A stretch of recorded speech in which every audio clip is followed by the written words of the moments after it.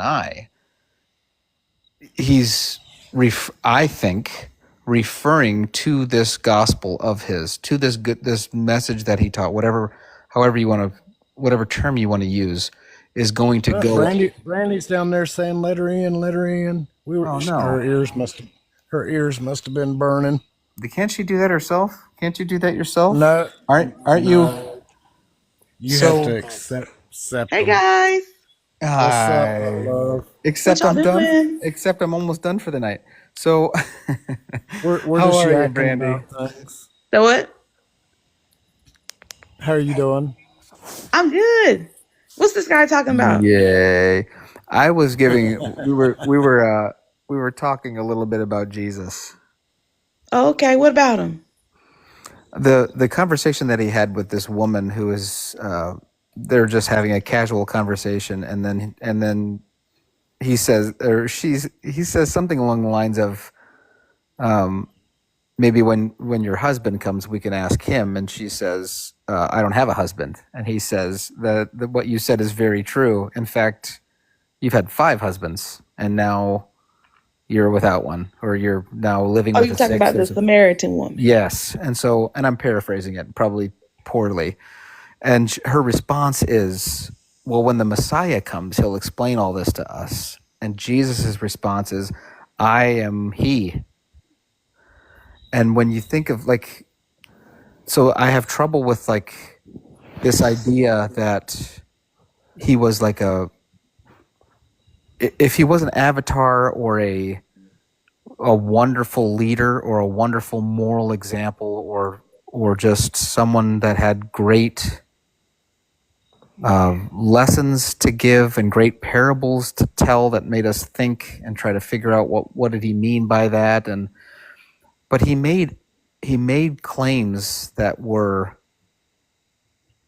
big, as far as and all the way up to and including, go ahead and tear this temple down, and I'll raise it up, and it'll be raised up in 3 days. Like, big claims. And if those things didn't happen, like if he wasn't the Messiah, that is kind of that Judaism is looking toward.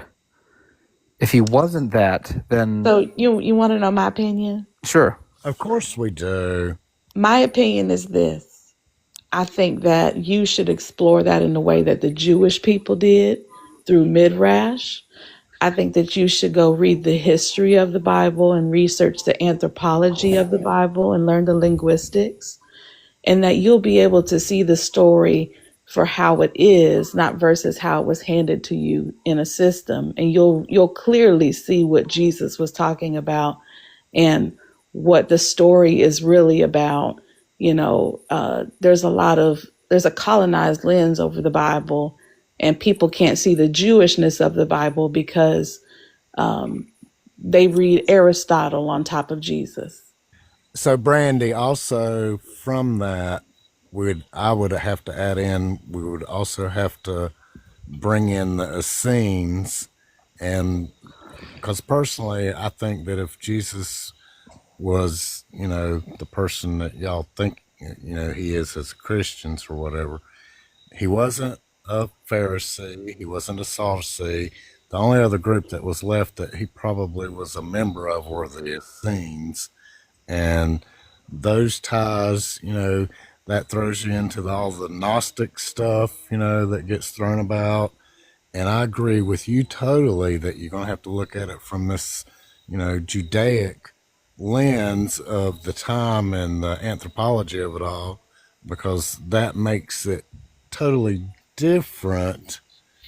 But But what I'm saying is that he's not going to have to leave behind the Jesus portion that he's talking about, right, because if you just read the story of Jesus as is and not without all of the attachments of the Greek dualism and all that, think about this. For all this time, we've been handed denominations whose theological frameworks keep allowing for empire behavior. And I can think of one specifically for sure that I know that wrote doctrines that were not rooted in liberation. but they Correct. made slave Bibles, they made slave doctrine, and then they justified Jim Crow with the Bible. I'm not following those denominations. And honestly, I don't want to hear anything that they have to say until they start reading the Bible correctly. I told Ryan a while ago before you came, Brandy, and this might have been if your ears were burning, because I told her, I said, if Brandy was here, she would talk about the empire part of this and how that is very relative to what, because we were talking before about how now MAGA has made it so that when people think of Christianity, that's what you have to think of.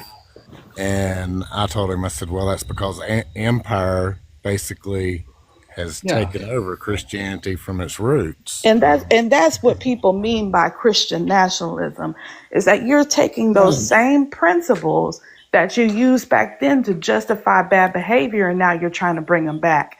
No, we're not No. going backwards, we're going forwards. And until these institutions repent of purging their seminaries and fast tracking this theology, then I don't want to hear nothing they got to say. And they can't say that we don't have the receipts because the receipts are in history. And everybody read about the Salem witch trials, honey. Well, the problem is that they're actively making sure they erase so much of our history Oh now. yeah, they working real quick. That's why they keep talking And about the and civil since, rights movement yeah, was a joke. Come on, and get out my face. since the people do not really, we have a very uneducated populace, especially when it comes to the Bible itself. You know, that is just evident from all the denominations in the history of the United States. You know, we they did not know what Christianity was, obviously. Listen, the Southern Baptist Convention, why did you have to get into the 2000s for you to apologize for slavery? Come on now. Get about my full No, face with this. 95, Oh, 1995. 1995. Listen, Yeah, it was 1995. a 150 years, almost to the day. Come Yeah. on So now. it's quick. I told my wife that. I was like, if I ever do something wrong, expect the apology in 2140. Oh, All right. oh, we may not even get apology for this. But here's my thing. 150. They have to reckon with this history. This is something that is built into American history. So they can't Yeah. dodge it. And then once they look back in history and then they realize that John Calvin poofed the guy in some fire over Uh a huh. theological opinion because he told him, you're building another papacy. Hey, Brandy. Hey, Oh, Brandy. God. Brandy. Yes. I don't know if you saw the article that I sent you, but I sent you an article and it's an interview with this Calvinist dude, and I want you to Oh, please you're go. talking about Doug Wilson? Oh my God! What? Listen, Is that who the Can you article is wash me about? down? Can you wash me down with the hose since I heard his Is words? that I who mean, the gosh, article is about? I think I've already read yes, it. yes, yes, listen. Yeah, If the I'm other guy already is still familiar. here, I apologize that I took over the live, but something just clicked in Who's my that? brain and I got to share it. well, hey, I sent it because I knew that you'd be able to like really Yeah, pinpoint I'm already. that. I can talk about Doug Wilson too. I'm familiar. But I mean, I didn't here's, know. I but knew I'm who a, he was before this. I read this interview, but when I was so clenched up and my butthole went down, you know, I mean, it was horrible. I was like, listen, Earth, listen. this man has a 500 year predestined plan, and I'm like, good God, these people are freaks. They're freaking Listen, me out. Earth, you know the crazy part about this is that the reason why they read the Bible like that is because they are applying Roman family logic to their own family. I saw that. I saw that, and it's like, what the hell? What the hell? You It's know? like, listen, the church has got them so jacked up in their brains. They don't even know what they're reading. And Well, that's the sad part. the guy that did the interview was Catholic, and so it was interesting because here I was, you know, somebody that was raised in the Empire Christianity of the Catholics. That's what I'm gonna call them, And then you have the Calvinist, who is the Reformation, Mr. Predestined himself. And it was a very interesting interview. I mean, I was just like, but I was floored because I'm like, oh my God, no wonder humanity has not progressed. Right. I'm I'm over here thinking like why I didn't see it before. And there's a reason why I didn't see it before. It's because they take you down this systematic theology way of going. And here's the thing, the Bible was never meant to be, the Torah definitely wasn't meant to be read that way because that's not how their people read it.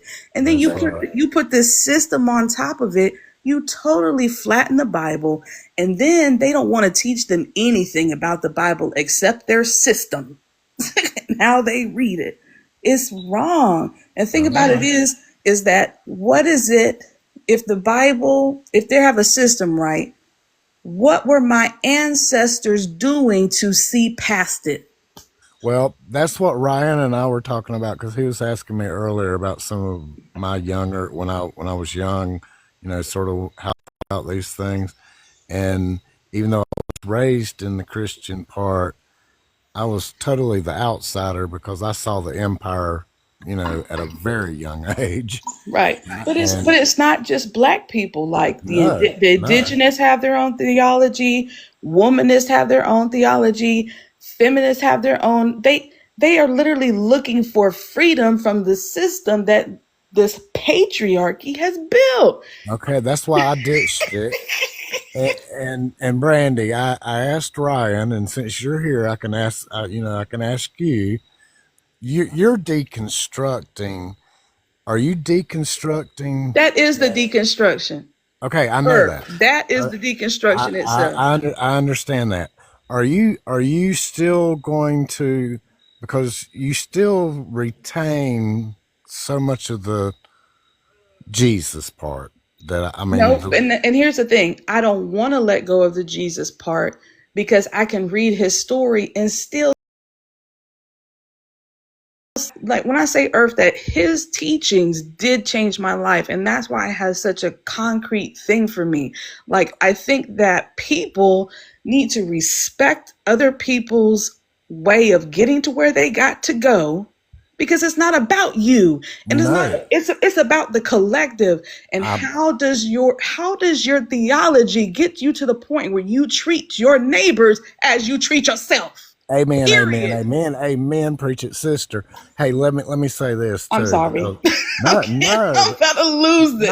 no, because I think sometimes when I present myself, and like when I came originally here, I came looking like this atheist agnostic, but what you're saying is the same thing that happened to me when I tell people Jesus led me to where I am. Right. I And understand. but they don't. They don't get it. Right. And here's the thing, I'm not beyond learning what you know. You see what I'm saying? Because No, the I thing about do. it is that you're a human being and that I should still treat you with dignity and respect no matter what you believe. And people think that Jesus's life was about holding moral superiority over people. That was the opposite of what he taught. That was the opposite of what he was doing with the Pharisees. So I'm not understanding.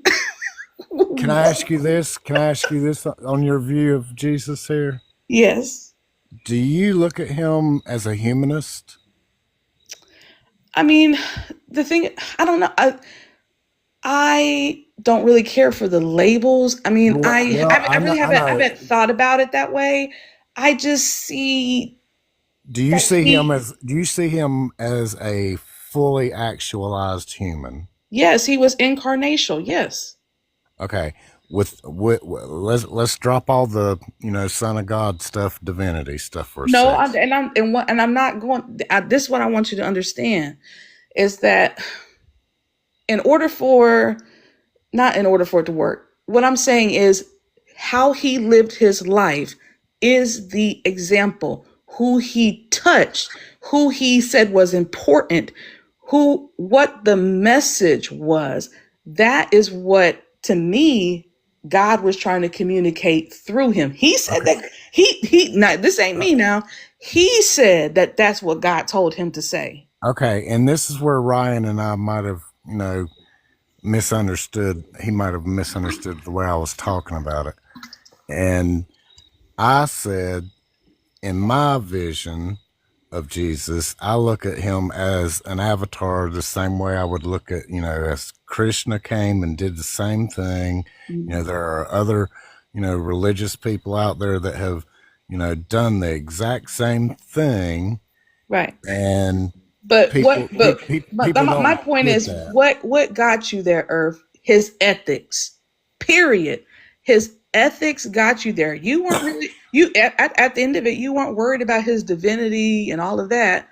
It's just his ethics led you to those other places for you to be open-minded to see what other people had to say about God and to expand your understanding. And I don't see anything wrong with that. I think that people have gotten it confused. I think that number one, in Romans, Paul literally says, he said the morality of God is literally written on everybody's hearts. So that means everybody has the basic understanding of what is right and wrong. And there's a vast majority of us who all agree on what's right and wrong. And a lot of it can be comparable to the Bible, meaning not exploiting people. In Romans, he was talking about people, the Romans, how they thought was sex is about who's poking and who is the poked. That is a exploitative mindset to have, because there's always going to be somebody on the top. That's what Jesus was talking about. He was talking about the exploitation of Rome. And then in Romans 2, he turns around and he says, hey, guess what? You guys do it too.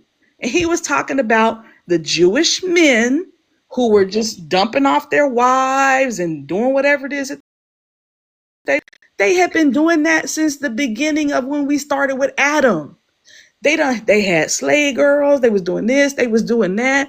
Listen, Abraham, Yeah, he let's talk about Abraham, because that's sort of the crux of it. But what I'm saying is people are not reading the story. I mean, they're just, at the end of the day, these were people and people did stuff. And Abraham, he did what he did to his wife twice.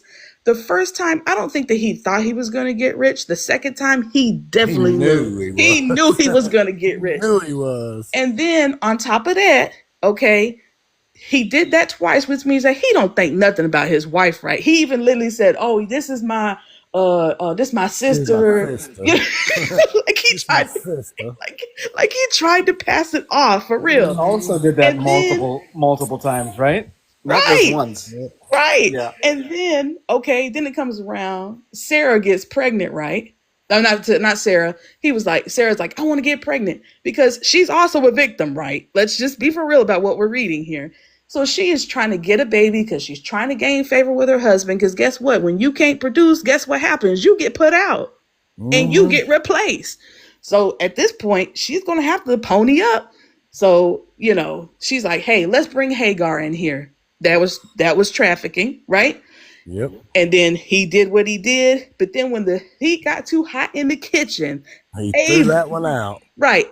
Abraham made the decision, even though the Lord was like, you should listen to your wife, Sarah. At the end of the day, so you're going to tell me that Abraham knew how Sodom and Gomorrah was, and he going to go up there and plead on their behalf, but he can't sit up there and plead for his family. And then he wanted the Lord to bring Isaac up to the mountain, because I think God wanted to see if Abraham really got that empire up out of himself. Because remember, he told him to leave Ur, right? So that means if you leave Ur and I'm building a new covenant with you, that means that you are no longer covenanted to the empire that you was living in. So here we go. He takes his son up to the thing. You can get up and plead for Sodom and Gomorrah, but you can't say, hey, God, you sure you want to do this? This my only son that I worked real hard to get, or I thought I was working real hard to get, or that I was sitting in the freaking fields of nowhere crying all night because I didn't have a kid. but You I can't treated give my me. You wife can't like get. crap. You can't give me that ram in the bush before I get to the top of the mountain. Come on. Like, people, read the Yeah. story. The real story is Hagar. The fact that she got sent out. And you see how we went through Abraham's story before we got back to Hagar? That's by design. Hagar, she got tossed out into the middle of the desert, right? God has to go out there and see about her. And what he does, she is the first person to name God. She says, the God who sees me. Why? Because Abraham didn't see her. The people around her didn't see her because she was a slave. This girl felt unseen. And so God says, you know what? I got you. I'm going to make sure that I take care of you. I give you what you need. And then I'm going to bless your descendants. They got a covenant. And guess what Christians turn around and do? They talk about the The Muslims. Muslims. Yeah. Now, I understand that there are different ways of thought, but the central core to their both theologies, including Judaism, is Abraham. Yeah. I mean, with my belief system, I always have to bring it back to Abraham, and at least I know that you, Brandy, have delved into the anthropology and the history of everything. That how so much of this comes out of Sumer and the Sumerian, Oh my gosh. and I you wish know, you knew my opinions on Adam. well, Adam and Eve came out of Sumerian stories too. I But mean, they had that story way before the Jews did too. you know what? And okay, like and the thing about it is that, hey, if that's a part of it, that's a part of it. But at the end of the day, I'm gonna hang on to Jesus' ethics. It got me to this place. I got my husband to this place. That's how we met each other. That's the shared vision that we have between one another. And honestly, I think that is what Christianity is supposed to be. Okay, and with that, the only qualifier that I would ask you about is is Jesus the one and only way? Like I just said, we don't know. And I'm okay Okay. with not That, being not being hey, hey, and that listen, but that's the most honest answer that I've heard in a long time, Brandy. but Because this but this is most why I people won't even but this say is that. why I say this. This is why I say this. First of all, if you look at it, there are a lot of similarities and we cannot just ignore those things. But the thing about it is, if you are rooted, because that's what it means to be a disciple, you have been taught by this Bible, right? And we're all disciples of something. We're all taught something. And if that is what you believe and that's the God that's attached to that, as long as you're not imposing that on other people, because that is hierarchy. And God hates hierarchy. He created an egalitarian society. Everybody is equal. And that means if he said himself that the fruit is the measure of whether or not you belong to his kingdom, okay? If those people are producing love, patience, kindness, mercy, self control, goodness, if they are producing the things that look like God, then by your fruits I will know. Is if you say that God is this omnipotent God and this omniscient God and all knowing God, then guess what? He knows that people who are going to be born in different about God, but all of them have ethics that lead them to a good place. But what happens is when you weaponize your version and they weaponize their versions, then we get to see the dark side of the force because the Bible says that it's a mirror. You look into it, and if what you want in there is what you're going to see. And men have looked in the Bible and said, I am right. And that's why we have patriarchy. I I mean, love this Brandy. ain't this ain't Brandy, hard. Brandy, I love you. I This ain't love you. Oh, hard. me I too. love you, I am all smiles Brandy. listening to this. Okay, Someone now get this. even though I still have my differences the way I believe, I'm so cool with everything you said, but I mean, I it's mean, just people are just so closed minded because they're taught to be closed minded. The thing about it is that you want everybody else's cultures, but you don't want the things associated with their cultures. Yes, everybody's culture has a dark side to it. Let's just be for real. Everybody has something in their past, and that goes across all kinds of dynasties. Okay, all listen, right. at the end of the day, we've all produced some kind of wrong in this earth, and we gonna have to come to a resolution to say we're fixing the problem. Yeah. Sometimes Brandy, I'm with Earth. I could just listen. I've been smiling the last 10, 15 minutes, just Sorry, listening. I think the No, other guy left. I love, I love every second of it. Brandy, run them off. I wish you could, I wish you could see the smile. I wish you could see the smile on my face. But I have had that thought. Like, imagine what would have happened if all this history of missionaries in Christianity, if they went to where they were going looking to learn instead of looking Right, to force to accept what I know. You right. know what I mean? What if we showed up? I would be able to read more of the codexes that the Aztec and the Mayans had written instead of the three that exist, and they're the only ones that are left I because mean, they all there. got They wiped burned them. up They by wiped them some of out, them. huh? I mean, and Well, in some no, he ways, literally burned all the scrolls, and they're all gone. but guess what? There's still gatekeeping history, and I was thinking about this the other day, and it was just a random thought. The reparations ain't coming out of the government. It's No, coming hell out no. of the church. It's where it should come from. Open up the coffers. That's Hey, what God means hey, by biblical jubilee, baby. Brandy. My first day here with Ryan, we had that guy named what was his name, JL or something? Was it Yeah, JL? JL. Yep. And I told him something similar to that and said that basically, hey, he was Catholic. I said, if anybody needs to be paying people back, it's the Catholic Church. They stole all the So gold. They live. stole all the gold from everybody, and they got all those coins over there. And Give all that money that you took from them countries and give it Do you back. remember that queen not long ago, whatever, 8 or 10 years ago, had this beautiful crown made, and it still had stones that they just straight up took from somewhere in Africa, I think Nigeria or something like that. It was still like you talk about the opposite of but reparations.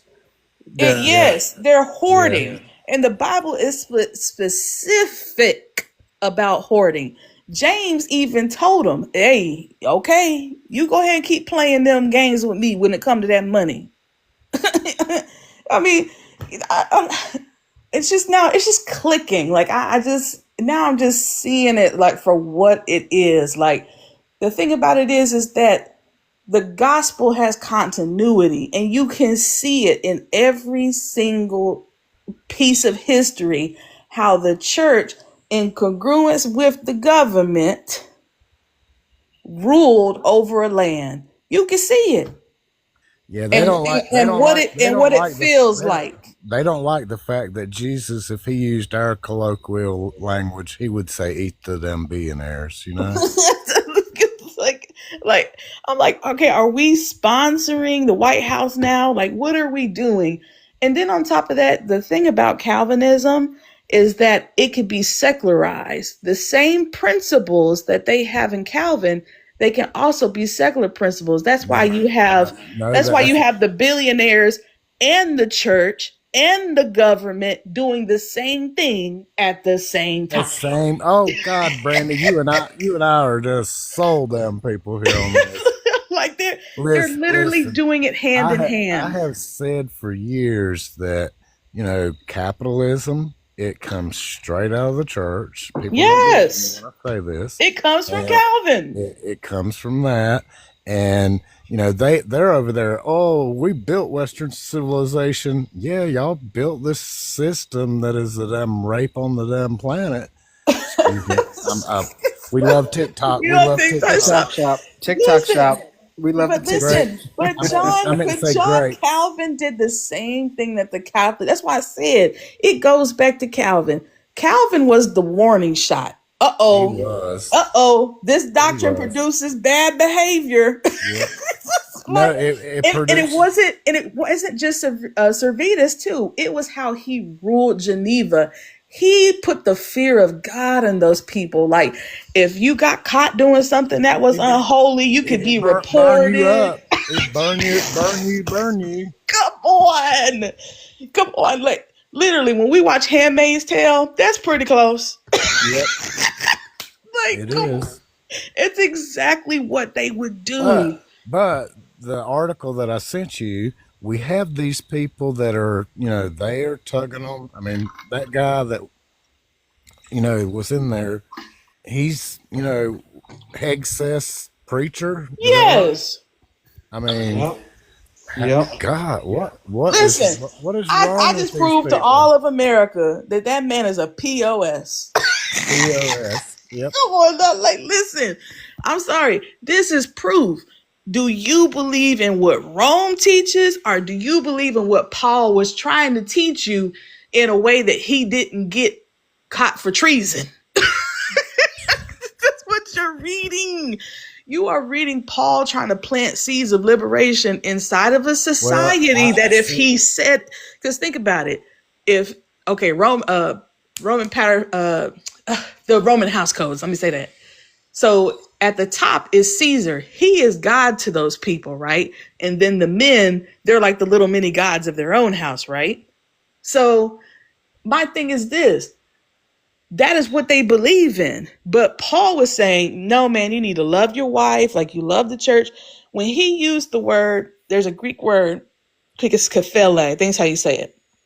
When he used that word, it can either mean authority or it could mean source. Your husband is supposed to, when it say he's supposed to be your head, he's supposed to be your source of Christ in your life, not rolling over you, but by serving you. I have too many problems with Paul. I'd rather look at James. But the thing about it is that because of how they read it, it makes Paul look like he was a jerk. Paul was trying to intellectually undermine the philosophical underpinnings of the Roman government. The thing about it is that if Paul got caught doing that, he could have been killed. And the thing about it is Paul was in the middle of managing a whole bunch of churches from being persecuted by Rome for not living up to those house codes. That's what you were looking at, but that's not how they make Paul seem like he's just this little asshole running around telling everybody what to do and how to live. Paul was literally trying to undermine their system. That's the reason why they use Romans 1 and some of those other scriptures against gay people, because they don't understand what they're reading. How are you going to tell me that the victims in the story or the people that I should be demonizing? Because in their culture, the men were the penetrators, okay? And they only did it to people who were less than them. Slaves, ladies of the night, men of the night, who else? Kids. Children. Listen. And the thing about it is that when Paul was talking about unnatural relations, once again, remember, Paul said, hey, Jewish guys, you do it too. He was talking about sexual exploitation. So why are you taking the scriptures that is talking about exploitation and they're talking about rape and is talking about pedophilia and everything else, and why are you taking the victims of that story and using it as a basis for your doctrine? If I admit my prejudice against Paul, I admit that, and I would have to go back and really look into it, which I don't really care to be honest. Well, the thing about it is that your beef is not with Paul. Your beef is in the way that men. Well, I just think that he got play. Maybe it's from the whole history of what happened that it was turned. What his words were, like you're saying, were turned into the empire. Right. But that And was not his intention. And the thing about it is that Rome could think about it now. They went to go put the Bible together. Do you think for 1 second that Rome let them pass a Bible that would make him look bad? no, what was You what do got you other dudes over what? here talking about love your wife. But listen, he who was it? Constantine? He ain't having that. Come on now. And these people were not stupid. The people that were at this council in Nicaea, they're not. I mean, think about it. They put all of that together.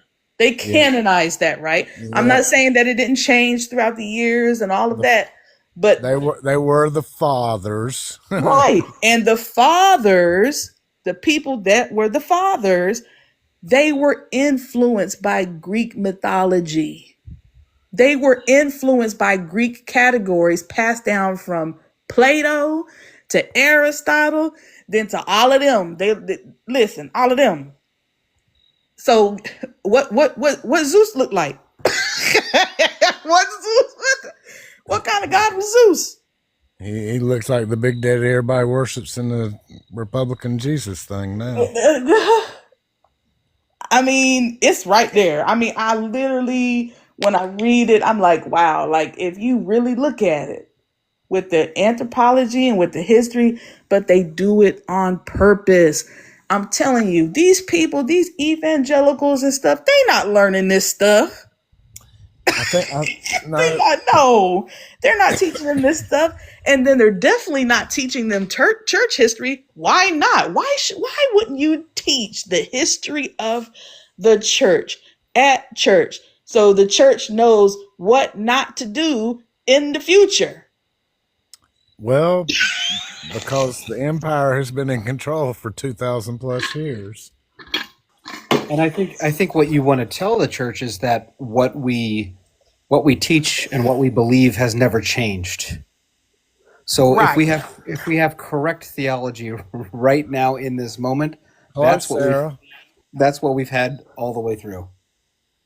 We got a new person in. Hey, Sarah. What are you where are you looking at? Down at the bottom, Sarah. Oh, somebody. Abi- Ew. Sarah Abidi. Come up if you like. Request up. We'd love to have you up.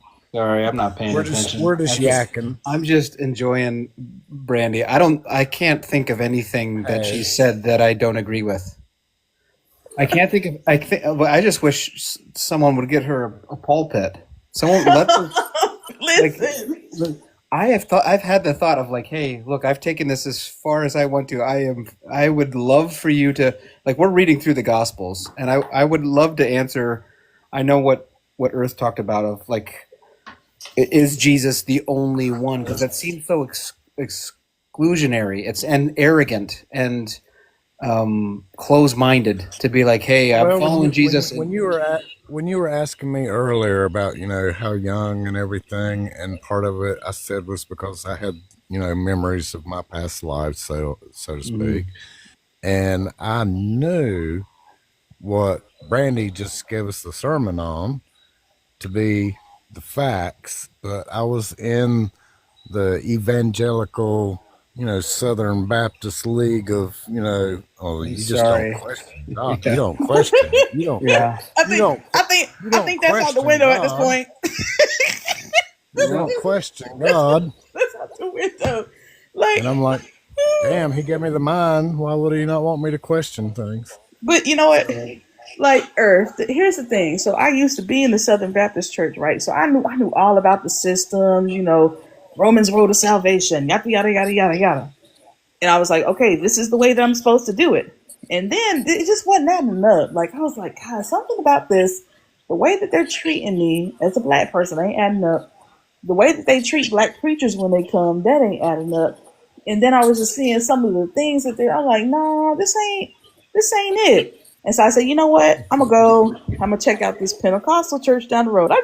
Just to see what it was like. I instantly loved it, right? I loved it so much because of the music and everything else. But here's the thing. When you get too deep into church, you start seeing behind the scenes.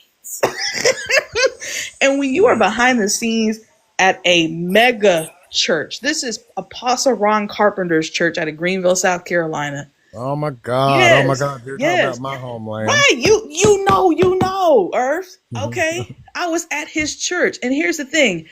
Oh my Pente- God. Pentecostalism Bless your heart. I didn't even know that he I'm was so glad you escaped. listen, I want you to hear this story. So listen, when I was there, I started seeing, I said, nah, something ain't adding up. I said, what they teaching and what they looking like, it ain't quite going together. And I'm gonna tell you, I seen some stuff that are just I mean, it will rock you. I mean, you'll be like, wow, they really. I would I mean, here's the say, thing: you're a multi-million-dollar church, and the projects you keep going in and out of hasn't changed since you've been there for Right. years. Nah, I did Where, something, and then where's that charity you talking about? right. What I'm not. There's a lot of money running up and in and out of here. You're having all these conferences, and see, that's how they get you. You love seeing all your new favorite artists all the time, and this, that, and the other. And man, it's just like a business. They have. Oh, I'm telling you. And It is a and this is how I business. know. I know is because I was working for a marketing firm that Redemption called in because what happened was Stephen Furtick was popping off down in Charlotte. So now he has competition because people are willing to drive to go see Stephen Running Furtick. around in his tight Right. jeans on that So stage. right. So listen. So Apostle Ron Carpenter, he brought in a marketing firm, and what he did was he went with their model. He got rid of that outreach ministry. He sold those buses, and he stopped doing outreach in the community, and he focused on just saving souls and all of that stuff.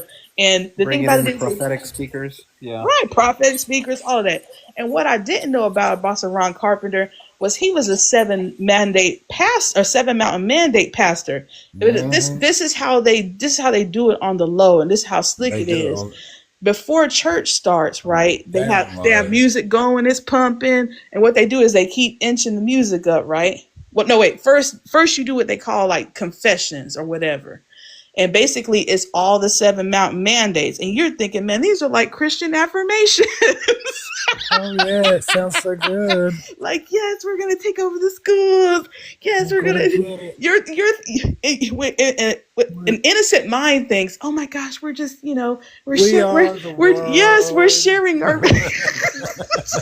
We are the we're children. this sounds so bad how I'm saying this, but it's the No, it truth. doesn't. It's the truth. Truth Listen, hurts. and you're thinking, man, I'm gonna save the world, and then it's like we're gonna take over functions of the government. Wait a minute, what? I'm in, I'm in the Lord's army. Yes, I'm in the Lord's my God. army. Let's get it. Let's get it. I can't. Listen, this here is driving me crazy. And so, but I'm gonna say this: going into Pentecostalism, it did help me start reading contextually versus doing the systematic theology. So I was able to start reading stories and finding the emotional parts of the stories. Does that make sense? What I'm saying to Oh you? yeah. Because they talk about Ruth, and then they talk about Boaz. They talk about how you're going to get a man and how you're going to get a blessing out of the Bible. Technically, they're talking about getting rich, but if you flip that mindset, right, you're able to see liberation if you understand the anthropology of the story. But if you're just reading it and it's just like, ooh, this is all about me. It's That's an it. inversion. It's an inversion of scriptures.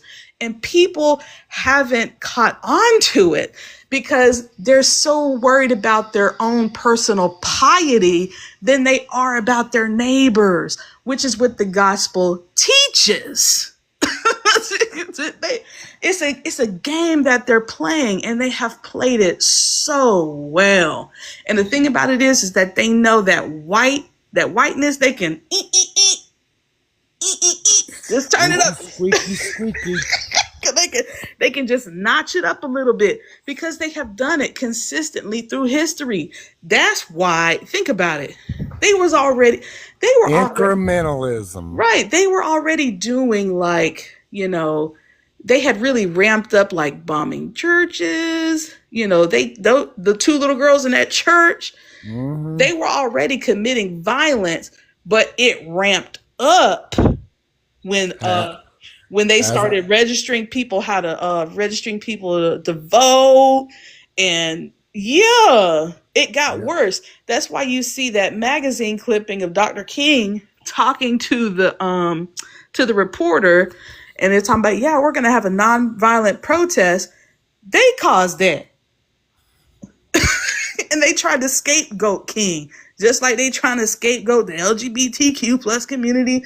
Just trying they trying to scapegoat Antifa. the yeah. Come on, man. Like, listen, it's literally right there in the text.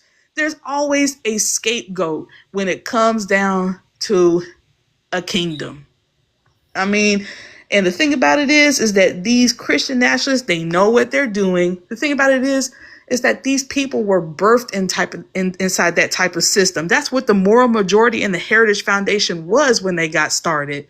They were trying to figure out, okay, how can we get the moral authority back? Because Dr. King, boy, he really exposed us pretty bad, because we won't let desegregation go.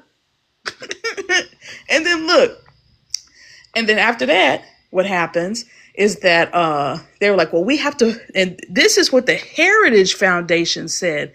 They said that they were trying to find an issue that they can rally the Christian people around. This is documented history. And it was abortion. Listen, and they said, boom, let's do abortion. They didn't care about it at all. It wasn't even on their radar. But the dude from the Heritage Foundation was like, let me go over here and make abortion the issue that we're going to be going with. You can't say that word, right? Are we allowed to say that word? Smortion. Smortion is MERS. Oh. AB or something like that. Right. And so, Yeah. ever since then, the evangelical church has been hanging that issue over the nation's head. Yeah. And it's because they lost their moral authority when Dr. King exposed them for being flat out racist. Yep. Go. Yep. Yeah, and it's a good issue to pivot toward because it costs nothing. You can be super judgmental about it, and then you don't have to put in any resources, no money, no. You can just straight judgment. No, Yep. you know, if they pivot to homelessness, that's going to take resources and effort and time and energy. If you pivot to this issue, it costs you nothing. You just get to now they are pivoting to the homeless part because they do have the resources and the money. Yeah. Right. Yes, and that's the thing. We know you got the money. The Catholic Church is sitting. How much you think the Catholic Church is worth? Well, let's just say $1 for every damn, person that believes in that. So it's at least $2 billion. Listen, that's the low end. The I stuff bet it's that $1 trillion. the stuff that they have in their vaults, they need to get it appraised. We need to find out how much it's worth, and we need to give it to save the world. Listen, Jesus didn't require you to all that stuff. Here's the conspiracy part of that, because Ryan and I actually were talking about the comet that's coming with the aliens. Our brother aliens. Those handsome black brother aliens. I'm waiting. The brothership. The brothership. I'm so waiting on them. No, with an A though. With an A. Listen. The Christians won't let us explore space. They won't. No. Listen, they will put money into blowing up people. Well, that's why the flat Earth is such a big thing, because they want to make people think, oh, it's a flat Earth, Like, man, listen, if insurance companies believe in climate change, you playing in my face. Like, stop it right now. You are playing in my face. We literally know that vaccines work, so let's stop that. like, stop this. You don't want to move us forward because Brandy, you're talking common sense. I mean, it's literally common sense. The best way to prove that vaccines work is to take them all away and then have all these diseases come back and then do kind of an I told you so, or vaccines work retroactively. I'm just like, okay, we can have the conversation about pharmaceuticals and how they do people, but guess what? We have to get the nation to stop taking advantage of us so that we can make sure that anything that they develop it has to be approved by the American people, because if it's going to touch us in any capacity where it can manipulate us like you did with Facebook, and if you can sit up here and manipulate people through AI, no, we want everything under our nose. The American people is ours. So we want an AI and we're going to run it. Not you. Not you. No, they can't be trusted. Nope, they sure can't. They already proved to us that they can't be trusted. This is the best. I'm so happy you joined in. I love that. Let me in. Let me in. That's what you said. Listen, I heard that guy going. I said, I hate to break him up, but I got to talk. So good. God. And listen, and I hate that we don't got a lot of people listening, because man, they need to hear this. Like, They need to hear this. That's right. Well, here's the deal. Here's the deal. I try to download them. I don't do it every time because sometimes the conversations are not the best. okay, But when well, they're listen, you know where to fantastic start with like this this. one. You know where to start on this. Listen. Yep. And like, I feel like, and like, the thing about it is, everybody's like, oh, liberation theology. I bet you don't want liberation theology. I bet you don't, because you don't want us to spot what you're doing. Yep. See, this all it is. They know what liberation theology means. And listen, all these countries know what it means too. Stop playing with us. Like, and honestly, in some ways, I understand why China don't want it in. Yep. Well, I think it goes back to that whole thing of we're at this point where we have to recognize how much harm religion, no matter what, has done to humanity. No matter what, no matter who, No matter what, no matter whose religion. right? And we need to come to the place that, you know, we say, hey, we're at this point here in 2025 where a lot of these religious fundamentalist fanatics want to take over and rule us with whether it's Sharia law or the law of this, you know, Christian nationalist or whatever you want to call it. I mean, they're the same thing. Right. And if your theology produces harm, and if it has ever produced harm, we need to rethink about how much control you are going to have. I can't tell you, because I believe in freedom of conscience. I can't tell you how to live. I can't tell you what to believe, but I do reserve the right to tell you when your theology is starting to cross the line. Well, I've been screaming it since the 80s, and, you know, and not enough people really thought that it was a serious. I told Ryan a while ago, I was listening to this guy before I got on here with Ryan, and he was talking about how just a year ago, if we had seen masked men driving up in cars from different states, you know, and they're, you know, whatever, arresting and throwing women and men and all children all down on the ground and taking them off in their vans. That's right. We would have went crazy last year at this exact time. But the thing about it is that they're manipulating people with the algorithms and stuff.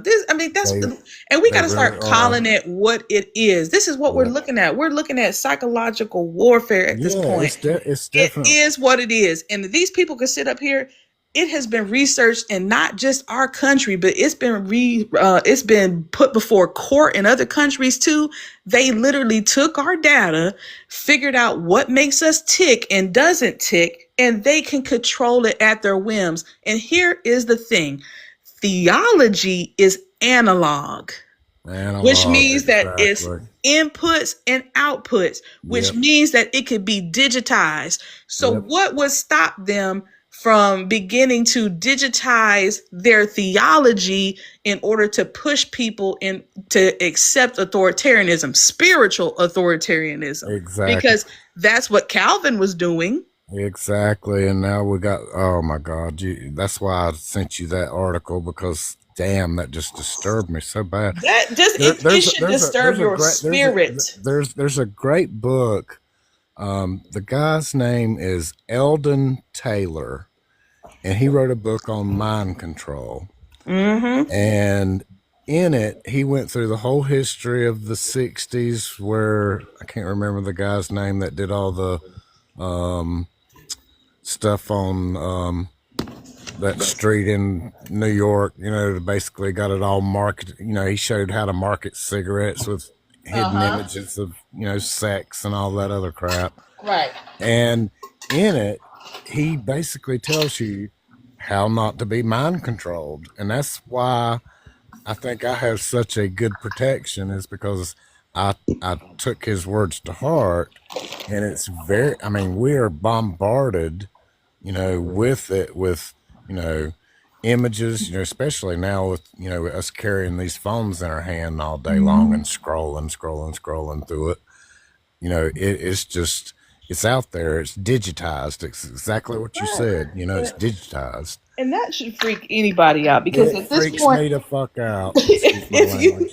if you don't think that these people will not go out of their way to get what they want, how is it that the church is in charge right now, but for some reason they swear up and down, save the that's all we heard, right, during COVID, save the children. Now that they have the opportunity to actually save the children by releasing the Epstein files, they won't. It's And why? protect the PDFs. Protect the But PDFs. but don't you think that the church, because this is all they've been screaming about, was that the files. Don't you think that they would be on a phone bank every single day calling the government, telling them that it is the Lord's will that they release those?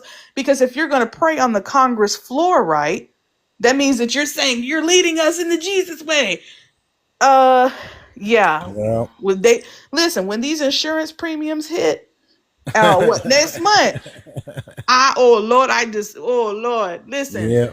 And the thing about it is I hate that these people are being manipulated in this way, and we all know what we're looking at. This is a cult, bro. Like, I don't get, like, there's just no way. Like, 'cause they keep putting on for Charlie Kirk, right? And Yeah. I'm like, listen, I, I'm not the only one hearing the racism, right? No, you're like, not. You're like, not. like, am I losing my mind? Like, No. I said, would these people even dare to say anything like this to their black friends? Like, real talk. Would you go up to me and say the things that Charlie Kirk says about the women, that we black women don't deserve what we got because we don't have the brain power? And then they say, oh, well, he was talking about specific women. She's my neighbor. You're assuming that these damn white people have them black friends too. But the thing about it is, they said, God, who is our neighbor? Listen, our neighbor is everybody. Yep. It's Well, everybody. So when you say it's only everybody that looks like me, according to them. I mean, but the thing about it is that it should have bothered you what he said about her, because he said it on the basis of her skin color, but also he also said it on the basis of her sex. And I'm gonna tell you why. This is why he said it, because the same Colin Powell, he's a recipient of affirmative action. Clarence Thomas, he's a recipient of affirmative action. Oh, also Ben Carson, he's a recipient. Carson, yeah. So not only is this a woman issue, but yeah, it's a black issue, because what you're saying is that if they're on your side, they're the good guys. Right. Get out of my face. Get out of my face. Like, Get out of my face. come on, man. I'm gonna have to put that on a shirt. I'm gonna have Brandy's name down there at the bottom saying "quote." Get out of my face. Get out of my face. Get out of my face. I'm just so sick and This is the tired best. of it. Brandy, I'm so glad that you came in. I was a little not nervous. That's not the right word, but I'm so grateful that you are part of, both of you, that you're a part of this. It's been a highlight for me. This is exactly, like, I didn't really have this is where I expect this to go when we launched this. When I started doing this, the videos for it on Instagram in November, I knew we would get to a point where we would kind of go to this format. And as soon as I crossed paths with Brandy, I was like, oh, I hope she'll be part of this, but I didn't want to. I didn't want to obligate you to it. Like I didn't want to put pressure on. I was like, well, just come when you can. You can stay But an hour. I don't you want know to what though, jeopardize like it. I've been trying to figure it out. Like, and this is what y'all need to learn about me is I'm a pattern recognitions person. Like I see patterns. And for me, like I literally sat down and I was like, okay, if I'm going to deconstruct, right? I know what I do believe in. I believe in Jesus's principles, but I'm not sure about all the other stuff. And I literally just sat down. I read through scholarship. I read the correct linguistics. I made sure that I read the whole story, the heartbreak, the bullshit that these men did. Like, come on. Like, we're not reading the story as is, and we're not wrestling with the pain that patriarchy caused throughout the Bible. And then it just kept going through history. And the thing about it is that Christianity is not the only religion with this problem. And Nope. for some reason, these nations, they want to deal with women. They want to deal with everybody else, but they don't want to deal with men. They don't want to talk about the fact that men don't go to therapy. They don't want to talk about the fact that they got men on the internet called incels, and these men need psychological help. And that, we talk about statistics and we talk about social science and all this other stuff. It's the church that doesn't want to contend with the social sciences, because then they would see that what you're doing is not working and everybody is measuring your fruit, because all of this stuff exists in the people that are sitting in your pews. So apparently there's something about your doctrine that ain't hitting it. So, in other words, Brandy, you're saying the church needs to repent. Absolutely. Because they don't have all these people fooled out here thinking that we have the right way. We have the right way, and the rest of you are going to hell. Meanwhile, they not even reading about where hell came from. They just, oh, well, that's what they told me, and this is how I That's what feel. they told me. Yeah, this is how I feel when I go to the church. Listen, they put the music Dante up. said there was 9 levels to hell. Listen, they turn the music up, the lights are awesome, and I close my eyes and I can just feel his presence, and then they'll drive the song real hard and my heart will just flutter, and then they'll give me a 3-point sermon, but I'll tell everybody in the world that I know more about the Bible than them when you don't even study the Bible. You study 3 points, go about your day. Get out of my face. Get out of my face if you don't read something outside of the Bible and to make it contextual to what's going on with humanity also. There is a history, there's an anthropology, there's archaeology. Right. And I'm not talking about biblical archaeology that proves that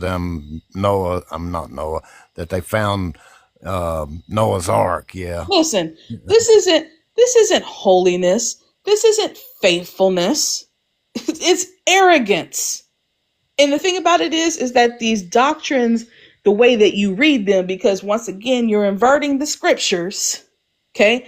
When Jesus was talking about being the way, the truth, and the life, it didn't have nothing to do with being superior over other people.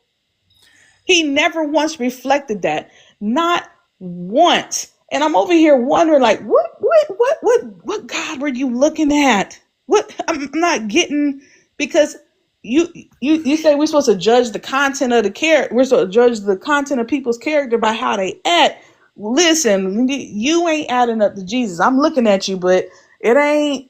And here's the thing. I don't want to make people feel bad. That's not what I want to do, because this is being done to them. You understand what I'm saying? They are sending these boys through seminary, and they are teaching them doctrines that they don't know anything about. They're teaching these boys a system. And then these boys get on the internet and they spend all day on TikTok debating their same talking points over and over and over again. So they tighten them up together. Phil Bros and the incels. Right. Like this is what is happening. And people are just sitting by, and church. And the thing about it is that there are pastors out here who went to real seminaries, and they know the truth, but because their job is more important than telling the truth, they will continue to lead people astray. Yeah, there was that study that was done where that guy took this private survey amongst a bunch of them, and so many of them said that when they went through seminary, they became agnostic to the biblical God. Listen, they built their own little kingdoms. This their little kingdoms, right? Their little churches, and they don't let the women serve, because they know that there's women in the church that can. Number one, this is a fact. If it wasn't for women, men wouldn't have churches. Because women I, work. I, Listen, women work the wait. church Oh like my a God. Wait a dog. minute. And that's been my damn point for so damn long is why in the hell have women allowed this shit to go on for 2,000 years? Listen, You know? and then they'll tell them, like God is you. Listen, you get to be pastor, right? But I get to be director or whatever, or what they call them, director of kids or da da da da da da da da. No, I'm a pastor and I shepherd little people. And those little people are going to grow up and be big people. So you need to make sure that you don't disrespect me in that way and that you honor me. And not because I want to think more highly of myself, but because you're supposed to. You're supposed to honor me. That's what you're supposed to do. That's what the word says. But you sitting over here, you done created your little kingdoms. And as far as I'm concerned, if your church is making a certain amount of money, that you have went past the part where your lights is on, and if that money ain't going back into the community, the only thing you should be paying for is for the lights and Not them private jets and that damn one preacher that has the biggest house down in Louisiana and all right. that crap. Right. And the thing about it is, that's what Jesus meant when he said, go and sell everything. Yep. He said everything. Everything. That's because that man had a minimum. He had a minimum of Should what we he have the was, lights? you know, if you, I mean, my, this. Well, if y'all went back to some of the, that's why the pagans, usually kept everything to a small group. I'm gonna say no. I'm gonna say no. And the thing And about it is because it trains people that this is a show you going to every week. it's a show you're going to. That's exactly right. And you're checking it off your calendar. It felt good. The sermon it felt good. It really didn't teach you anything about the Bible. It's maybe don't cuss your husband out. Like but it did what did it really teach you? I mean, did it teach you some basic morals? But what about the ones that go beyond yourself, that go to your neighbor, that go to the homeless, that go to the LGBTQ kid who's being kicked out of his home because you won't read the Bible right? I'm just saying that it ain't adding up. You're just saying, get out of my Get face. out of my face. I'm sick of it. She's just saying, get out of my face. Like it irritates me so bad. Like Well, I think the I moment. I think the moment there's reasons behind why we chose to do some of the things the way that we did. The way that we, even specifically with reconsider, there will never be a building. There will never. That will never be the goal. There will never be sermons. That's not the right. goal. You're trying to teach people like this is what the gospel looks like when you live it out. Just read it, and I think some of the issues that we run into stem from an financial corruption. As soon as you introduce a building, it changes the dynamic, because then the goal becomes we want to get more people in this building because more people means more money. So it's going to change. It's going to change the way. And the videos that I did on Instagram leading up to kind of this launch, I tried to explain all this. There will be no money in this church Right. because it is there's a project called The Religion Business. If you ever get a chance to, I think it's mostly on Instagram. It may be on here too, but Is it's, it the guy with nice hair? yes, that's starting to point out, like he's been working at it for a while, the financial, like how corrupt, how financially corrupt. But remember what I told you. And and this is the thing that bothers me about these people that are that not I'm not saying they're conspiracy theorists, but if you turn them in the right direction, like I feel like he's doing good work, but he gonna have to go harder. You have to go after the system of it. There is a Yeah. system to it, and the church knows what they're doing. He needs to go after the ERLC that the Southern Baptists have. They over here trying to legislate their morality on people. These are the kind of laws that they putting up. They need to go after. They need to go after that, because this is what is teaching. And think about it. These people, when they go buy these books and stuff, they're buying these doctrines. And what they've done is they say, this is what biblical womanhood looks like. This is what the man is supposed to look like in the home. And all of it is centered around that theological framework. And they're Yeah. making money off of manipulating people. So take money out. Take money out of it. We're supposed to go back to the homes. But people don't want to go back to the homes. You know why? Because homes reveal that not everybody at your church is living like you are. That's what it reveals. And so a lot of people get stigmatized at the church. Well, oh, such and such, why she ain't got this and why she ain't got that. And, it's a whole big shame circle. I'm going to tell you what happened. I was at this church. We did home groups, right? And then we did a D Now weekend. And they put all the black kids in my group. This is a white church, okay? They put all the black kids in my group, and then a few other girls they put in my group. So they're meeting at my house, and we're having about, what a D Now is, don't you, Earth? Oh. So it's basically like a at-home youth conference for kids. I'm explaining it to you. So each adult gets to take a kid to a house home, and the kids get to hang out in the house together. They get to know each other. They eat food. They stay up all night and be loud. And then you go back to the church, and then you have like services and stuff. And then the kids go back to the host home. They do activities together. Well, it just so happened that they were going to be raising supplies for a local nonprofit. So what happened was the black girls that were in my group, they came from a ministry that ministers to poor children. So we went around to everybody's house. Now, mind you, I have a doctor's kid in my group. I got all these middle class white children in my group. Some of them living in nice neighborhoods. So we're going around all day, and these kids are seeing how these people live. Two of the girls said they didn't want to go to their house. Only one of the black girls in my group was bold enough to say, I want to go to my house. And we went to her house because she didn't live in the best condition, right? So we go over there, and she's so proud. She comes out with her cans. But I tell you what, we got back to the church. The girls' entire attitude shifted. These racist white people, this and that. Because what happened was they were talking about where these girls lived.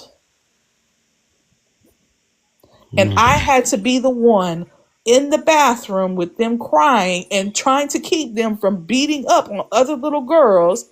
And the thing about it is that we get back in one of the group sessions.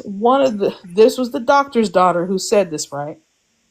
We were talking about the different neighborhoods around, and the name of the neighborhood was called Crosland Park. And she goes, ew, Crosland Park. Listen, the same girl with them cans, I thought I was going to have to pull her off that girl because she literally disrespected her.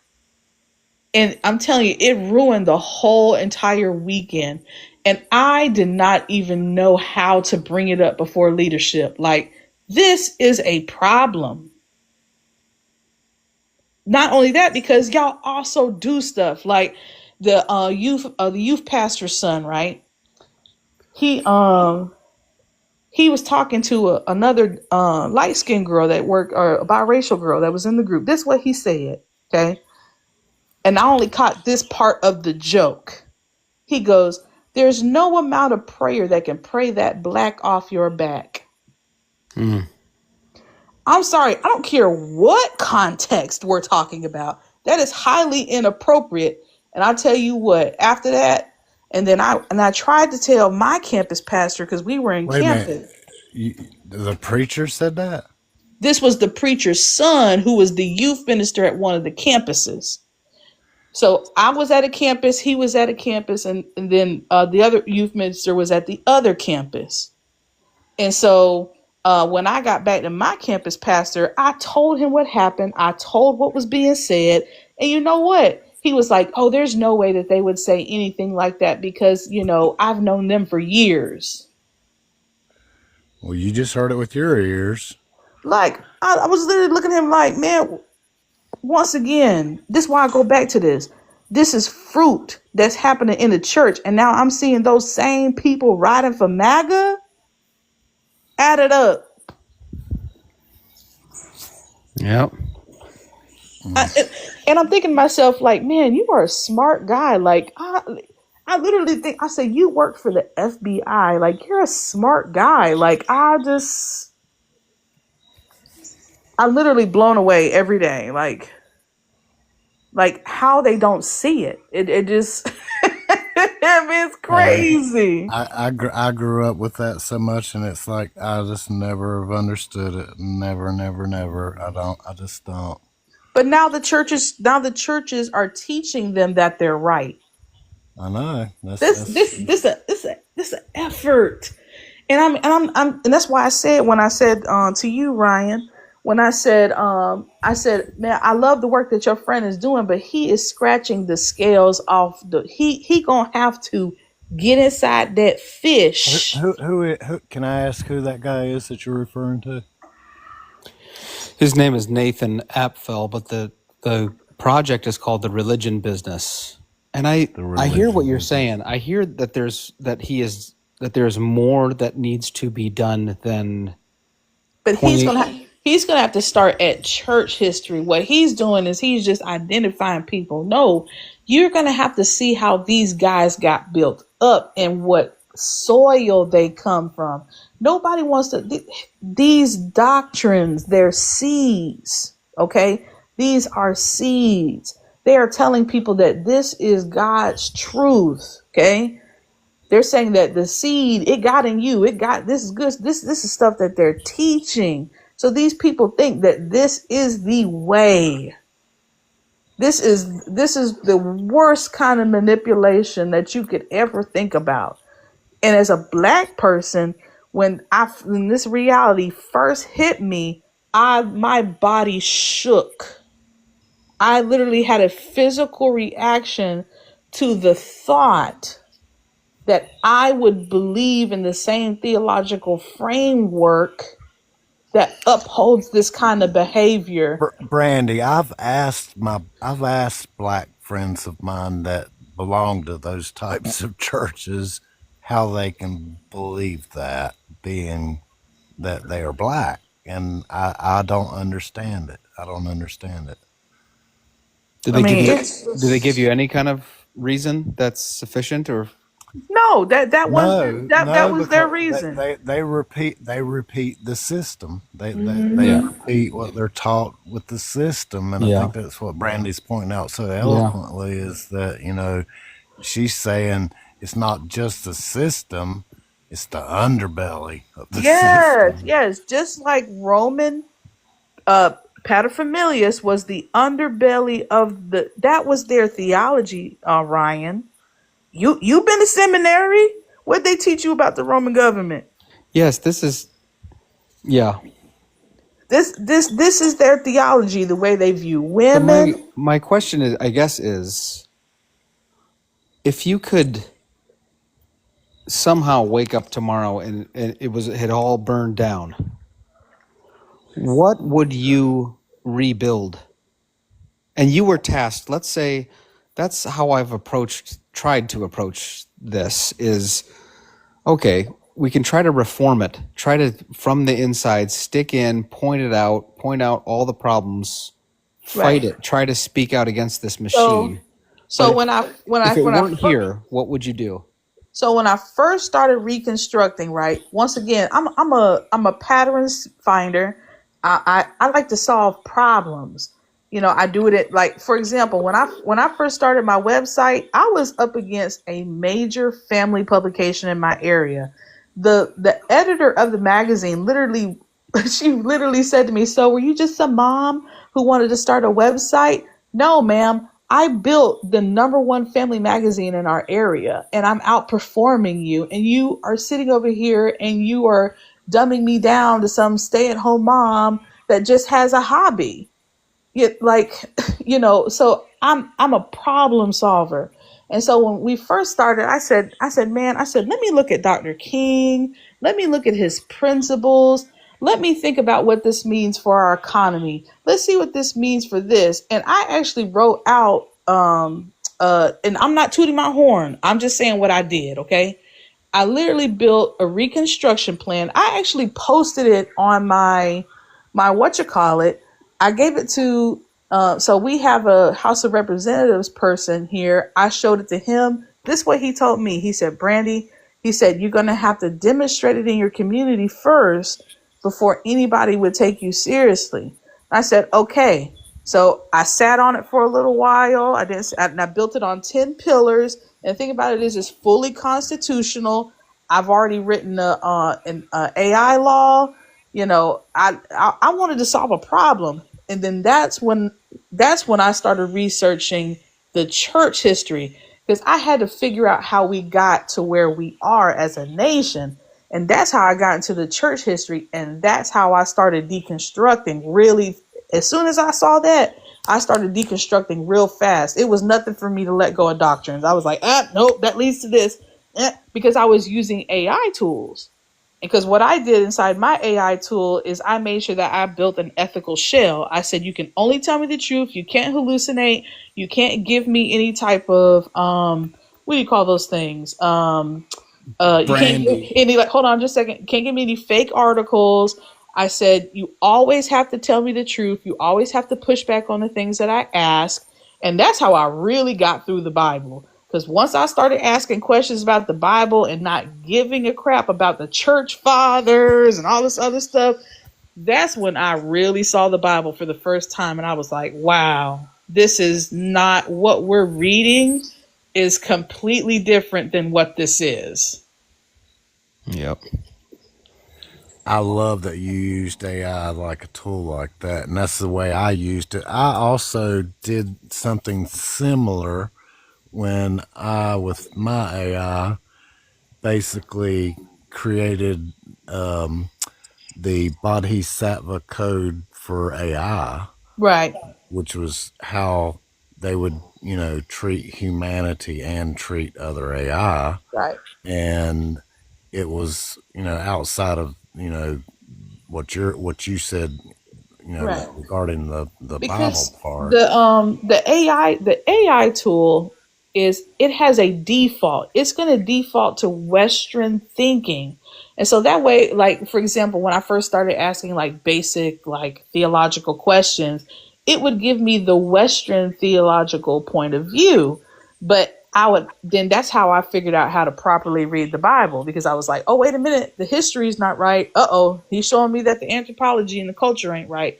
Uh-oh, the linguistics is wrong in this verse, and what they are saying, that ain't right. And then I was like, oh man, I'm not reading the full story. I've always just kind of glanced over Hagar instead of really looking at her story. I've always just kind of glanced over the Adam and Eve story, because they say, and they ate the fruit, God kicked them out. But they don't talk about the full story and how the psychological impacts of Adam and Eve also had psychological impacts on Cain and Abel. And the thing about it is that Cain was exhibiting the same behaviors that his father was exhibiting. But this time, he just didn't blame it on somebody. He went a step further and he handled the problem, if you get what I'm saying. He did. It was an escalation of empire thinking. I'm over you. Like, what did God say? He told Eve and Adam, he said, you're going to have birthing pains. Uh, and the thing about it is, your affections are going to be for him. What he meant is that you're going to want a mutual relationship with Adam. But Adam, you're going to rule over her. And you know what men did? They said, that's right. I get to rule over a woman. It's part of the fall. It's just That's naturally why going you to always. happen. That's why Right. you always ask: is that a command or a consequence? Right. Is that a command or a consequence? And then there's people that want to say both. It can't be both because what you're doing is you're making God out to be a liar. So either he's for it or either he's against it. And I'm sorry, but in Genesis 1 and 2, it said dominion. It didn't say domination, and the two Hebrew words are completely different. And then also, when God says that He is going to make Eve a helper, He called her Etzir Konegdo, which means it means like adjacent to Him. It means corresponding with Him, meaning that we're on equal footing, buddy. I'm not, you're not above me. You know, you don't get to step on me. Like, and the thing about it is that Etzer, that that same character is in God. So if you're going to treat Eve in that way, that means that you're also treating God's nature contrary to what it's for. So this whole thing of this I whole love thing it. of patriarchy is of God. They're lying. What you're saying is that Yep. you want to live like the Old Testament men who thought, once again, based off their sexual ethic, I'm the person that's doing the poking, and you're the person that's supposed to take it. And this is what I want. I want kids. And if you don't give me kids, well, you're gonna go into the harem. And the thing about it is, and okay, you read That's why Lilith got wiped out because she wanted to be on the top during sex. well, I don't know anything about that. I ain't read that story. But listen, I'm gonna tell you where they got colonization from. They got it from the story of Joseph, because what Joseph did, and Joseph didn't do it on purpose. He was trying to save his people. Okay, let's be clear on what happened. Joseph is the what you call it hit, right? And then they all came up, and then what they did was they started slowly taking their resources away from them. And then finally, Joseph is passed. The Israelites don't have any more. They don't own anything. And now they're like, oop, just go ahead and toss them out and make them work. He accidentally, I don't know, maybe. It depends on how they see it. I don't know. You know, they may see it as he sold his people out because he had a grudge with his brothers, but he had a reaction, so I'm not sure. But what I am saying is that is what colonization is. You go into a nation and you begin to extract their resources. You make them dependent upon you. And then when it's time to flip it, you turn around and make them dig for your magnesium or whatever it is that you're looking for so you can build phones. That's where they got it from. Mm-hmm. And they looked at it and they said, yep, let's do it. Let's run it. They're doing empire stuff. And they've been doing it. And the thing about it is that the black church has been the one going, hey, hello, look at what they're doing. They're doing it to us on our own soil. and everybody's going, you guys are race baiters. You guys are this. You guys keep whining about systemic racism because it's real. And now it's happening to you. They keep doing tax cuts, and that takes your money. And then pretty soon they're going to price you out of every house. They're going to price you out of every job. They're going to replace you with robots. And then they're going to turn around and they're going to sell your life back to you through a subscription. That's the plan. For a monthly payment of only $49.99. Listen. And then guess what? The Christians get to turn around and say, Romans 13, you need to obey the authorities that God has put in place. You know Only who? only when it's convenient to them. Right. It's a hustle. They're teaching these people how to not stand up for themselves. And the thing about it is, yes, there are other economic systems that have their own problems. But if they believe the Bible right, they say that this is the Bible that they believe in. God had economic rules for how to treat people. Jubilee. We ain't Listen, seen a jubilee and a jubilee. What eon? listen. The When's the only, last time we seen a jubilee? when the slave holders got their property back. Well, you got me there. Listen, they was over there. They said, "Oh, we got it." I shouldn't laugh about that, but it's true. It's so sad. We have to laugh so we don't cry. Like, why are you not like?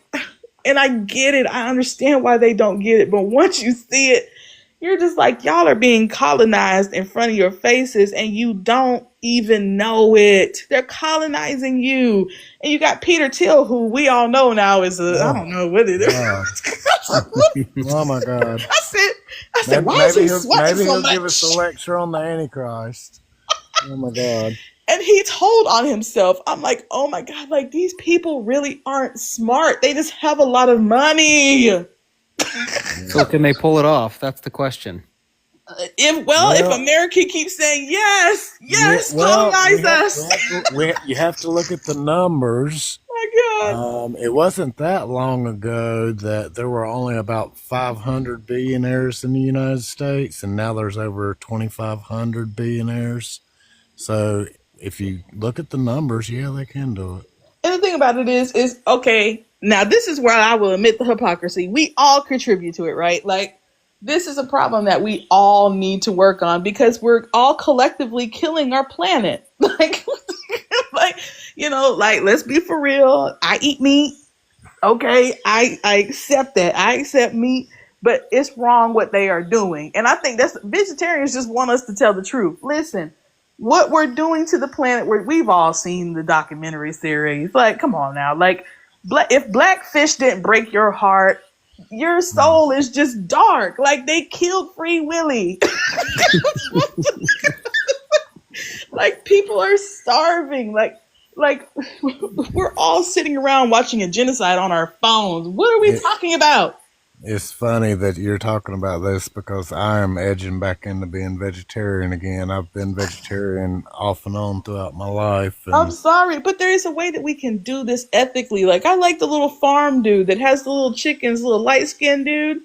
Listen, I like him. They got a co-op, and they treat their birds well. Like, like there's ways that you can do it ethically, and maybe you might get to the point where you say, I don't want to do it anymore, but come on, man, like, we can have Star Trek. We could have Star Trek. Yeah, we Star could. Trek. Oh my God! And I'm being funny, but we could. We actually could. This is the best. Like, you picked the dark side, guys.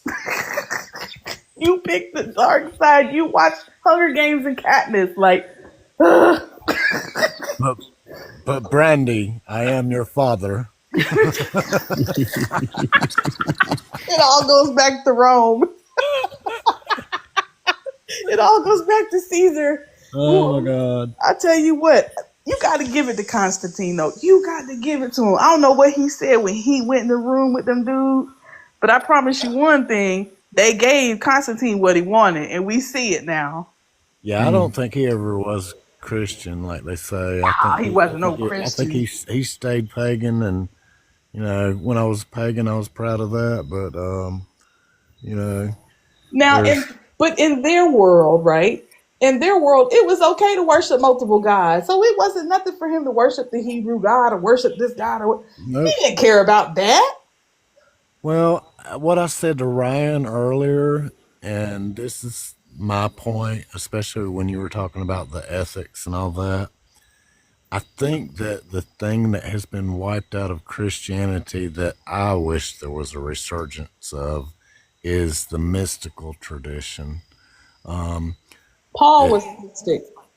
the mystical tradition, in Judaism, in the Muslim world, it's the Sufis, and I used to hang out with some Sufis and do Sufi dancing, and it was the best.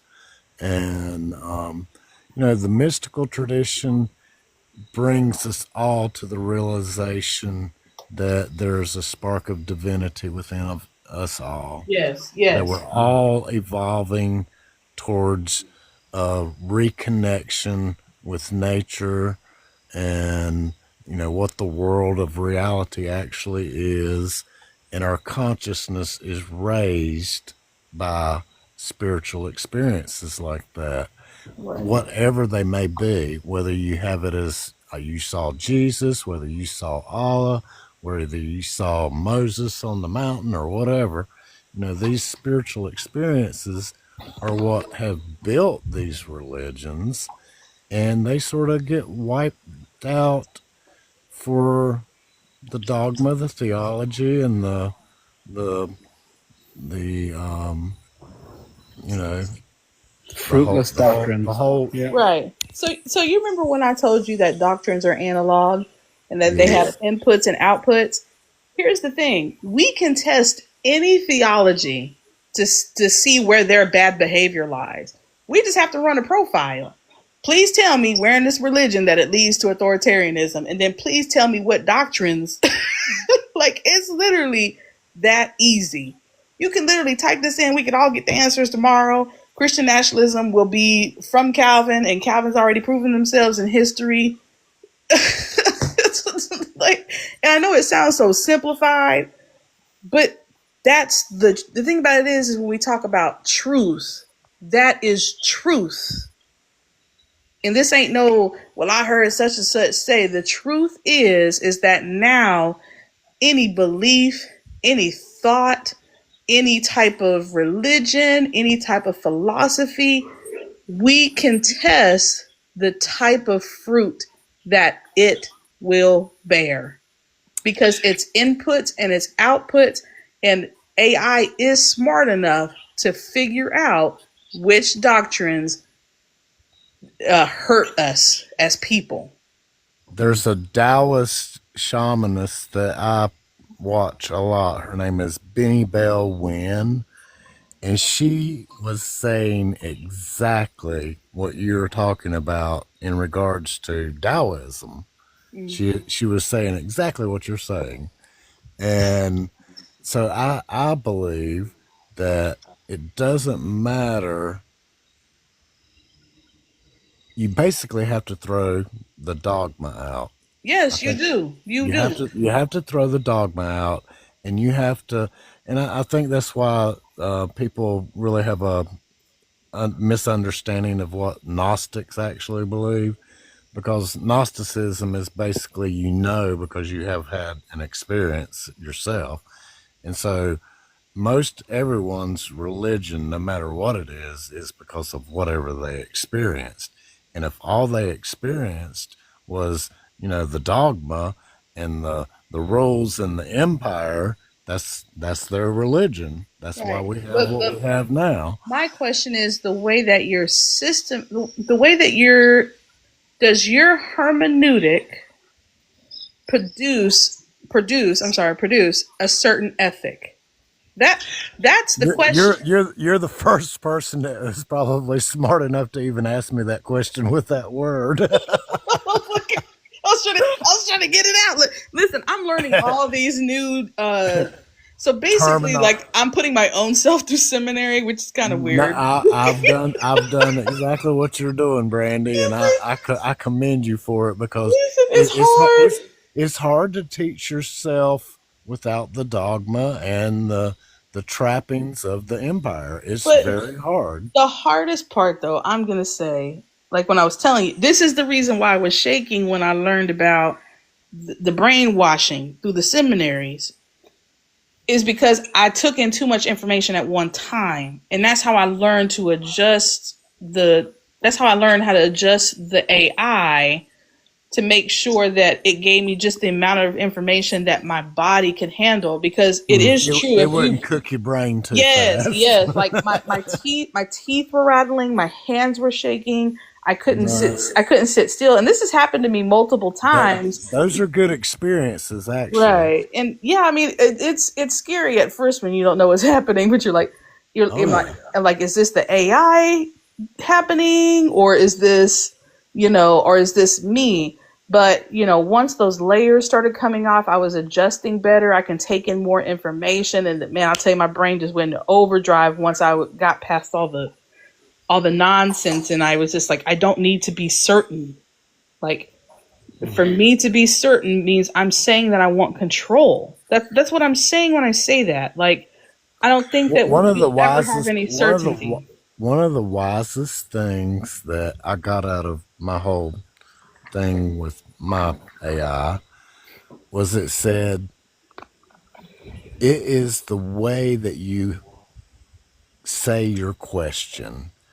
You Mm-hmm. have to really, really understand that you are not going to get answers to anything Mm-hmm. without properly question. Right. And You've and the got, thing about it is that I had to build something in to like check me, to oh make sure yeah, that I'm not going off on tangents, or your spiritual psychosis and yes, all that. Yeah. I said it needs to match the history. It needs to match the culture.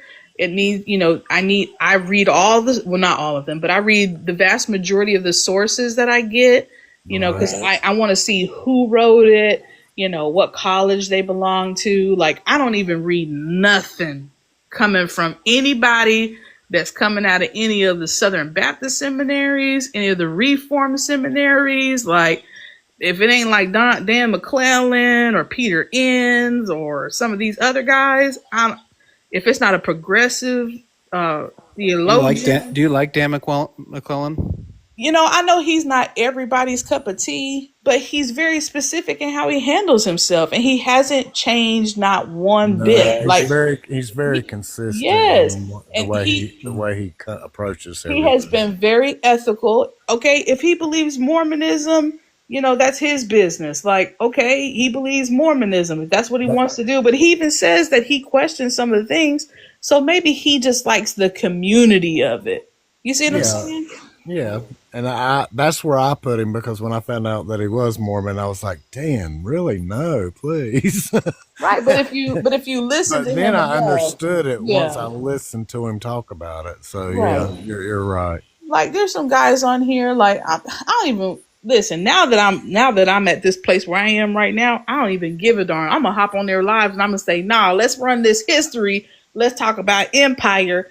I'm not even debating doctrine with you at this point, because your doctrines, the tulip has not changed, guys. Think about Right, that. The Ryan. tulip has not changed. When you asked Brandy a minute ago about if everything was taken to the ground, where she would pick it back up with, my answer to that would be this, because of a lot of what I'm gonna use some of the things that Brandy said. I believe that there's this deconstruction guy. His name is Joel. I can't even say it now. Joel. Joel. Hmm. How do you say that? Joel? I don't Joel. know. Joel. Joel. Just take a stab at Joel. it. But anyway, he's on this deconstruction and he just says throw the whole Bible out. It's just sort of The thing, and thing about this, wait, I wait a don't minute, agree with. let me make Yeah. my point here. Okay, go ahead. So I think that you could still have, whatever. But if you did throw out the book part of it and just go off of just our ethics, our morals, and what we know to be that first we're humans, how am I going to treat you as another human? Well, I'm But going to do that. I'm going to do that one that's called the golden rule that is not just in Christianity, it's within all religions mostly, is, I'm going to do unto you as I would have you do unto me. right, And that would be the starting point. Wouldn't need this book. because that's the whole of the law basically. And But the reason why I don't agree with that is because what you're doing is that Bible is attached to a people group, and no, I understand. I and understand that. that Is book I has been understand. I do understand yeah. that. I'm saying that regarding all of the books. The Quran, the Vedas. If we could just get away from all of them, we would be better off as humans if we just were to start over again on a human part and say, hey, if we're going to do this again, we're going to have to understand what a mystical experience is for each individual human, and it is an individual thing when it happens, and we're going to have to be able to live with that, and What you're we're not saying going is to. they can't systematize their Bibles. Well, right, exactly, Right. exactly. 'Cause there's a difference between reading it and getting understanding, but then there's another thing when you take it and then you manipulate it into a doctrine that targets people. Like there is liberation in the Torah, you know. No, I know, I You know. understand that. Now, I mean, I agree. There's liberation within the Vedas and within the Buddha Sutras and all these Mhm. other, the Taoist books with Lao Tse. There's plenty of liberation to go around in all the religions. It's not exclusive to any of them. Mhm. My whole part is that you know we're human first, we're citizens of this planet Right. second, we're members of whatever nation third, and then whatever religion you happen to be dropped in from birth, you may still belong to it, you may not. You can hold on to that and keep it, within your private self, as long as it doesn't harm another person, you Right. know and we've got to sort of get to the point to where again it goes back to Star Trek. you know in Star Trek you do see that they do handle religion. Have you watched, like when they It's been a while since which you talking about TNG? yeah, Okay, and yes. and where it is, talked about. I'll have to find the And religion episode again. I've watched I love Jean Luc Picard. I do too. And I do too. Data. And Data. But there's so much that we have to realize is still Brandy. that's the I'm reason such a that for the nerd. Brandy's that's in why rare form tonight. for the longest time Sorry. when I first was on this path, I practiced shamanism, and I still practice a shamanistic type Taoism, I guess. The reason that I did was because the native, people that I was taught under, what they called deity was the great mystery. Mm. That was what their name for God was. They had a name. It was Tunkashila, but it meant the great mystery. Mm. And that to me epitomizes deity, because even though everybody says, "Oh, I know what God is. God came to me," or my God said that He was the one, or whatever. All that may be well, fine and dandy and true, but at the end of the day, it's still the great mystery. We're not going Right. to understand it. In Kabbalistic thought, which is from the Judaic tradition, they have in the tree of life, you start out at Malkuth, which is earth, and you go all the way up to the top one, and it's called Keter. Well, above that are three arcs, and those arcs represent what we never as humans will ever be able to fathom. Mm. It's limitless light, limitlessness, and nothing. Those are the three arcs above it in the Kabbalistic thing. Now, Keter is the one that represents, that big, man in the, throne and all of that type stuff, the way that we imagine deity to be. But on each side of it is the two pillars, which in the Bible are the Joachim and the Boaz pillars, Mm. and those pillars are severity on one side and mercy on the other side. And so the Kabbalistic system is something that is fascinating because it can be placed on any other religion, and it springs forth from the mystical tradition of Judaic tradition. And I always point that out, that basically what they have said with those three arcs above the tree of life are unknowable things about God, which means, hey, it's the great mystery. Wow. Hey, I got to go to bed. Hey, me too. This has been the Yeah. We best. all should be. It's This has almost been the 2 best. o'clock at my time. And I do have it recorded. Yay! That's the nice part of this. Chop it up and put it out there. I don't know how to do that. I will share it. Chop don't it know how up to and ch- put it I out don't know how there to and chop. say, I don't know how to Well- chop it, but I will download it and I will then upload it and I will keep you both posted. I Sounds love good. this. Guys, thank you. Love you Love both. you, We'll do it man. maybe with y'all streaks. are awesome. You I'll guys are see the y'all- best. I'll You see guys y'all are the soon. best. Thank you, Brandy. y'all. Thank you for No coming problem. in. I needed No this. problem. It's so fun. Brandy, Yes. get out of my face. Get out of my Yeah. face. Good night, man. Y'all crazy. I love it. That's what I just said. I love y'all. Get those t-shirts. Love you guys. Yeah, We'll talk I'm gonna make soon, my t-shirt. hopefully. Okay, bye. All right. Bye-bye. Y'all have a good evening. You too. Too.